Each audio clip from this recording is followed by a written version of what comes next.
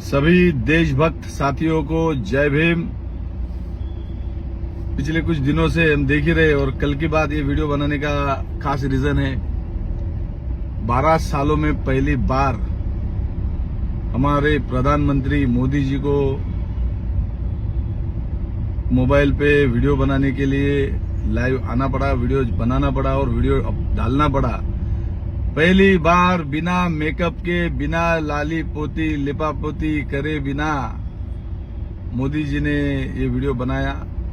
लेकिन हाँ, बिना टेलीप्रॉम्प्टर के तो कुछ बोल ही नहीं सकते, तो ये वीडियो भी उन्होंने टेलीप्रॉम्प्टर के साथ में ही बनाया। लेकिन आज भी जिस तरह से इस युवाओं के आंदोलन का जो मजाक उड़ाया जा रहा है और खास करके प्रधानमंत्री मोदी जी ने इस तरह से जो बयान दिया है, उस बयान को अगर हम सुनते, उसके उन्होंने दिया हुआ जो स्टेटमेंट, उन्होंने जो की हुई बात अगर हम सुनते तो हमको ये समझ में आ जाएगा कि पिछले 30-35 दिनों से जो आंदोलन चल रहा है स्टूडेंट्स का, उसका ये मजाक उड़ाया गया है। सिर्फ मजाक नहीं, ये वहां पर खाली उन्होंने एक छोटी मलम पट्टी करने की कोशिश की है जिससे कुछ भी होने वाला नहीं है। मोदी जी ने कहा कि हमने सारे आरोपियों को पकड़ा है।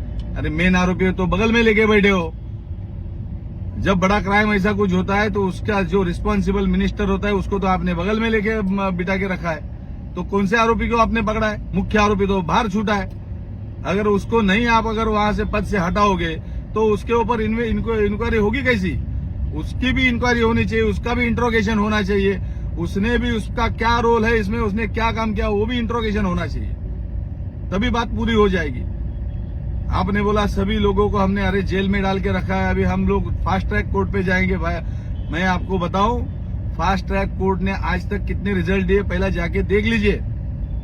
कितने देश के अंदर कितने फास्ट ट्रैक कोर्ट्स है और फास्ट ट्रैक कोर्ट के अंदर कितने वक्त में केसेस को खत्म किया जा रहा है। तो इसमें क्या होने वाला है? एक तरह से आपने यही कहा कि वो फास्ट ट्रैक कोर्ट बना के इन आरोपियों को आप छोड़ोगे नहीं, क्लीन चिट दे दोगे, बाइज्जत बरी किया जाएगा। इतिहास है आज तक का, बीजेपी के जितने भी लोगों के ऊपर इस तरह से आरोप हुए वो सबको सब कोर्ट में से बरी हो गए।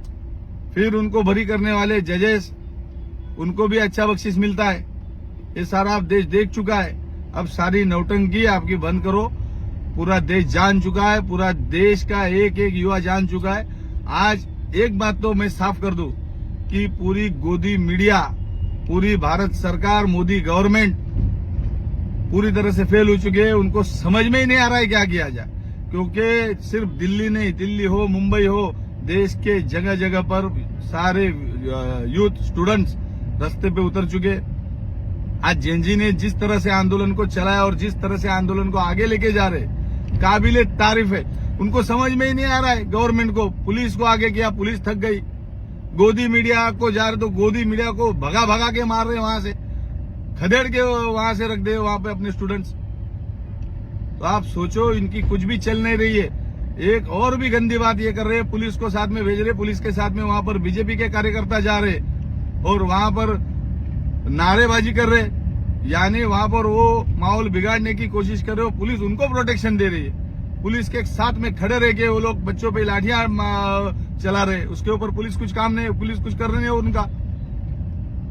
लेकिन जो शांति के तरीके से वहां पर आंदोलन किया जा रहा है, उनके ऊपर लाठीचार्ज किया जा रहा है। बहुत बेशर्मी की बात है ये। मोदी जी को सिर्फ भाषण, और इस बार तो ऐसी चीज है उनका भाषण भी कोई सुनता नहीं। भाषण भी लगा लोग तुरंत बंद कर देते, टीवी कोई देखता नहीं है। मोबाइल पे अगर मोदी जी का भाषण है तुरंत बदली कर देते। आज दुनिया में सबसे ज्यादा मीम्स अगर किसके ऊपर बने तो देश के प्राइम मिनिस्टर पे। आज से पहले ऐसा कभी हुआ नहीं। आज से पहले जितने भी प्राइम मिनिस्टर बन के गए, हर प्राइम मिनिस्टर ने उस पद की गरिमा रखी। लेकिन ये पहले प्राइम मिनिस्टर ऐसे अनपढ़ गवार प्राइम मिनिस्टर हमें मिले जिनके ऊपर लाखों मीम्स आपको वहां पर देखने मिलेंगे। इसका मतलब क्या है? आज समझ सकते हो देश किस तरफ जा रहा है। आज 50% आबादी की यहाँ जो महिलाएं, उन महिलाओं को पार्लियामेंट में उनको विधेयक पास हो गया था, बिल पारित हो गया था कि उनको वहां पर 50% रिजर्वेशन चाहिए, 33% उनको रिजर्वेशन चाहिए। आज वो देने के बजाय, क्योंकि इनको पता है इनमें हिम्मत नहीं है इनके साथ में जितने बैठे हुए जो जितने सांसद है जिन्होंने अपनी पार्टियां छोड़ के इनके साथ में जुड़ गए, उनको उनके साथ वादा किया गया है। आज मोदी जी की हिम्मत नहीं कि वो अपने किसी भी मंत्री का रिजाइन ले सके। अगर मोदी जी ने एक का भी रिजाइन लिया तो उनकी सरकार धड़ाम से गिर जाएगी, क्योंकि ये सभी के सभी खाली दिखावा कर रहे हैं हम बहुत स्ट्रांग गवर्नमेंट में, लेकिन अंदर से पूरे खोखले हो चुके। मोदी जी खुद समझ चुके हैं कि उनकी कुर्सी अभी रहने वाली नहीं, क्योंकि उनके साथ में उनके चलने वाले उनके ही लोग उनकी कुर्सी गिराने के पीछे। मोदी जी को सीधा धमकिया है कि हमको अगर रिजाइन किया जाए तो हम सीधा सरकार से बाहर निकल जाएंगे। इसलिए मोदी जी उनको शायद, ये शायद मैं बोल रहा हूं, मुझे ये पता नहीं, लेकिन हो सकता है क्योंकि वो रिजाइन ले ही नहीं रहे। क्योंकि रिजाइन लेने की तुम इतने बड़े 56 इंच के सीने वाले हो, शूरवीर हो। मैंने कुछ दिन के पहले पढ़ा कुछ एनसीईआरटी की बुक में उनका एक कोई टॉपिक भी आया है जिसमें बता रहे इन्होंने बहुत शूरवीर थे, बचपन से मगरमच्छ का बच्चा पकड़ के लेके आए थे।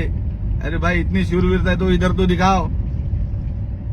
तभी तो बच्चे थे, तभी मगरमच्छ पकड़ा, किसने देखा उसने देखा होगा, हमको तो पता नहीं। लेकिन यहाँ पर तुम्हारी शूरवीरता दिखाने का वक्त है। चोरों को बगल में बिठा के रखने से बेहतर उनको पहला रिजाइन उनका ले लो, उनको जेल में डालो, प्रॉपर इन्वेस्टिगेशन हो, किसका क्या रोल है आने दो लोगों के सामने। यही तो स्टूडेंट की मांग है, आप वो नहीं कर रहे हो।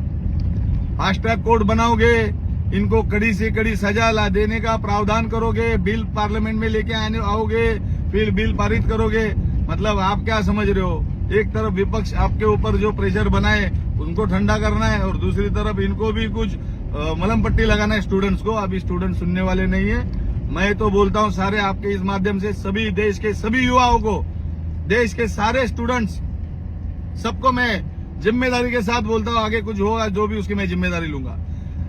सीधा सुप्रीम कोर्ट की गाइडलाइंस है, हम सुप्रीम कोर्ट को मानते, न्याय को मानते, और न्याय सीधा अगर बात है तो एक ही बात, कानून एक ही सीधी बात बोल रहा है कि अगर कोई पुलिस को भी कहां पर जाना है, कोई भी एक्शन में जाना है, किसी को भी आप डिप्लॉय कर रहे हो, कहीं पर भी आप ड्यूटी पे लगा रहे हो, सरकार को ये मेरा बोलना है कि तो उनको बाकायदा वर्दी के साथ, उनके नेम प्लेट के साथ सारी चीजें होनी चाहिए। और अगर एक भी बंदा ऐसा सामने आता है जो वर्दी पे नहीं है, डंडा लेके अगर घूमता हो, तो मैं आप सभी युवाओं को बोलता हूं, सारे स्टूडेंट को बोलता हूं, ऐसे लोग आपको अगर वहां पर दिखे, पहला उनको तोड़ो। जितने लाठीचार्ज अपने पे किया उसके 10 गुना ज्यादा उनको तोड़ो, हाथ पैर तोड़ डालो, जैसा भी मारना उनको मार दो, डैमेज कर दो उनको। बाद में आइडेंटिफाई करेंगे वो पुलिस था कि कौन था। अगर वो पुलिस था और अगर वर्दी पे नहीं था तो उसके ऊपर ही कार्रवाई हो जाएगी, क्योंकि वहां पर बीजेपी के, आरएसएस के लोग पुलिस की वर्दी भी पहन के, उनके ऊपर नेम प्लेट नहीं लगा के, या फिर वहां पर ऐसे ही सिविल यूनिफॉर्म में, सिविल ड्रेस में जाकर लोगों अपने स्टूडेंट्स को मार रहे। ये आइडेंटिफाई नहीं हो पा रहा पुलिस के साथ में, उनका क्या काम है? तो ये जानबूझ के छोड़े गए लोग हैं। इसीलिए मैं आपको बोलता हूं कि ऐसे अगर लोग कोई भी दिखे तो उनको बिंदास मारो। ये मैं नहीं बोल रहा हूं, ये बाकायदा सुप्रीम कोर्ट ने तुमको गाइडलाइन दी। तुम अगर पुलिस की ड्यूटी कर रहे हो तो पुलिस की वर्दी तुमको पहनना जरूरी है। अगर बिना वर्दी पहने आप वहां पर जाओगे और स्टूडेंट के ऊपर कोई लाठीचार्ज करोगे तो स्टूडेंट को भी ये बोल रहा हूं, छोड़ना मत इनको, क्योंकि अब स्टूडेंट जाग चुका है। देश का 40% युवा, पूरी दुनिया में सबसे ज्यादा युवा अपने देश में है, और अगर इस युवा को आप समझ नहीं पाओगे, इस युवा को इस तरह से मजाक उड़ाओगे, उनको न्याय नहीं दोगे, और रास्ते पे उनको 30-30, 40-40 दिन से अभी इतना प्रोटेस्ट चल रहा है, अगर उसको आप नहीं संभाल पा रहे हो, उनको न्याय नहीं दे पा रहे हो, तो क्या देश चलाओगे? आप हमेशा मोदी जी बोलते हो, भाइयों बहनों साथियों फ्रेंड्स, तो उनके बारे में सोचो जरा। आपको ये सादी एक बहुत छोटी सी मांग थी स्टूडेंट्स की, कि एक मिनिस्टर है जो रिस्पॉन्सिबिलिटी लेना ही नहीं चाहता। अगर वो रिस्पॉन्सिबिलिटी लेना नहीं चाहता तो उसको कुर्सी पे बैठने का अधिकार नहीं है। वो कुर्सी तुम्हारी बाप की जागीर नहीं है, वो तुम्हें जनता ने दी हुई रिस्पॉन्सिबिलिटी है। अगर इस रिस्पॉन्सिबिलिटी को आप बरोबर से नहीं समझ पा रहे हो, नहीं से कर रहे हो, आप इसकी जवाबदेही नहीं दे पा रहे हो, तो आपको वहां पर रहने का कोई नैतिक अधिकार नहीं। और बीजेपी के अंदर से नैतिकता पूरी तरह से खत्म हो चुकी है। अगर इस तरह से तुम्हारे में नैतिकता नहीं है तो आप उस कुर्सी में बैठने के लायक नहीं हो। आप कुर्सियां खाली करो। अब युवा अपने हाथ में इस देश का देशभक्त नागरिक, इस देश का देशभक्त युवा आज रास्ते पे उतर चुका है और सच्चा देशभक्त ये रास्ते पे आने वाले हर एक स्टूडेंट को सपोर्ट करेगा, उनकी प्रोटेस्ट को, उनकी मूवमेंट को सपोर्ट करेगा।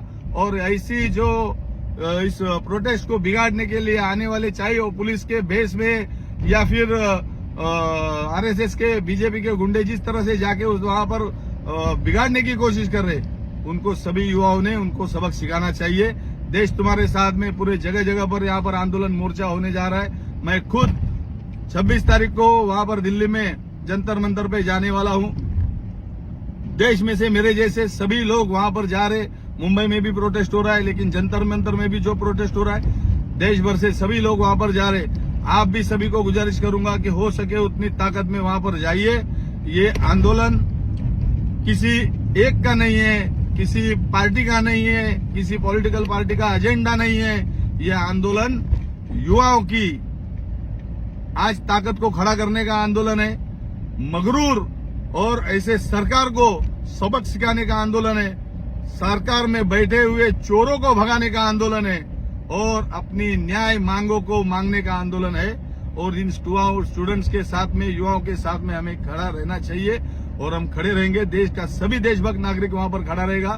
बाकी जो गद्दार है, देशद्रोही है, जो खुद को अपने आप को संभाल रहे, अपने धर्म के नाम से लेके चल रहे, ऐसे लोगों को बताना चाहूंगा, जहां हो वहां रहो।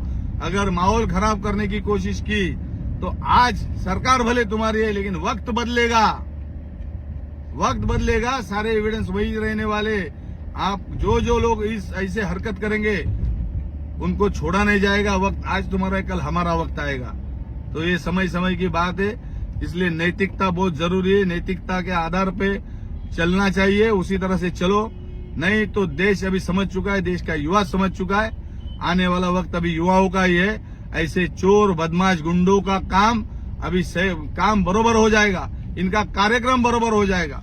और सभी को वापस एक बार निवेदन करता हूं, ऐसे जो माहौल खराब करने वाले लोग, उनका बंदोबस्त करो कानून के हिसाब से। अगर कानून समझता है तो ठीक, नहीं तो कानून के बेस में अगर कोई गुंडा आता है तो उसको ठीक करने के लिए अगर कानून भी हाथ में लेना पड़ेगा तो इसका जिम्मेदार सरकार होगा, सरकार होगी इसकी जिम्मेदार। इसके जिम्मेदार पुलिस होगे तो पुलिस ने पहला अपना काम कायदे से करो, कायदे के अंदर रह के करो। अगर तुम कानून को हाथ में लोगे तो हमारे से, हमारी जनता से या अपने युवाओं से, इस देशभक्त नागरिकों से उम्मीद मत करना कि उनको कानून में रहना चाहिए, क्योंकि इन्होंने अगर कानून हाथ में लिया तो आप समझ लो क्या होगा। इसके जिम्मेदार आप रहोगे, ये ध्यान में रहे। जय भीम, जय भारत, जय संविधान, जय देशभक्त।